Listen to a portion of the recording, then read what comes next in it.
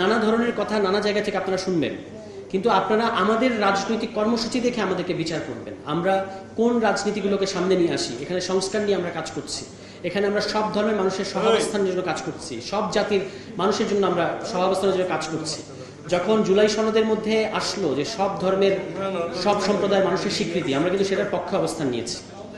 ৭২-এর যে সংবিধান, সেখানে কিন্তু শুধুমাত্র যারা বাঙালি তাদের অধিকারের কথা বলা হয়েছে, অন্য যারা জাতির তাদের অধিকারের কথা কিন্তু এখানে স্বীকার করা নাই। সবাইকে বাঙালি হতে হবে, তারপর আপনি অধিকার পাবেন। সেই বাঙালিও আবার আওয়ামী লীগ যাদেরকে মনে করে সেরকম হতে হবে, এর বাইরে অন্য কেউ হলে তাদেরকে তারা বাঙালি হিসেবে স্বীকৃতি দেবে না। এরকম ট্যাগিংয়ের রাজনীতি হয়েছে অনেককাল, এবং হিন্দুদের রক্ষাকর্তা বলে তারা হিন্দুদের ভয়ঙ্কর সর্বনাশ করেছে, তাদের জমি আত্মসাৎ করেছে, ব্যবসা আত্মসাৎ করেছে, তাদেরকে হত্যা করেছে।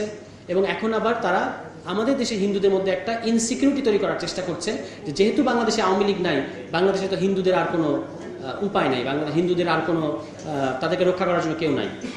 হিন্দুদেরকে যে কোনো নাগরিককে রক্ষা করার জন্য বাংলাদেশে একটা রাষ্ট্র আমাদের করতে হবে, যে রাষ্ট্রের সকল ধর্মের মানুষের সমান অধিকার থাকবে, হিন্দুদেরও সমান অধিকার থাকবে। এটা বলা বাহুল্য, এটা মানে বলার কোনো দরকার নেই। আমরা এখানে ধর্ম দেখে কারো নাগরিক অধিকার নিশ্চিত করতে চাই না, সব ধর্মের মানুষের সমান অধিকার থাকবে, এইটা আমাদের রাজনৈতিক কমিটমেন্ট।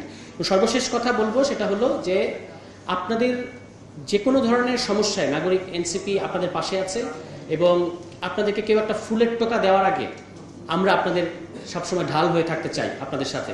এবং আমাদেরকে সবসময় আপনারা অন্যের কথা না শুনে আমাদেরকে আমাদের সাথে আলোচনা করে আমাদেরকে বোঝার চেষ্টা করবেন, এইটা আপনাদের প্রতি আমাদের আহ্বান থাকবে।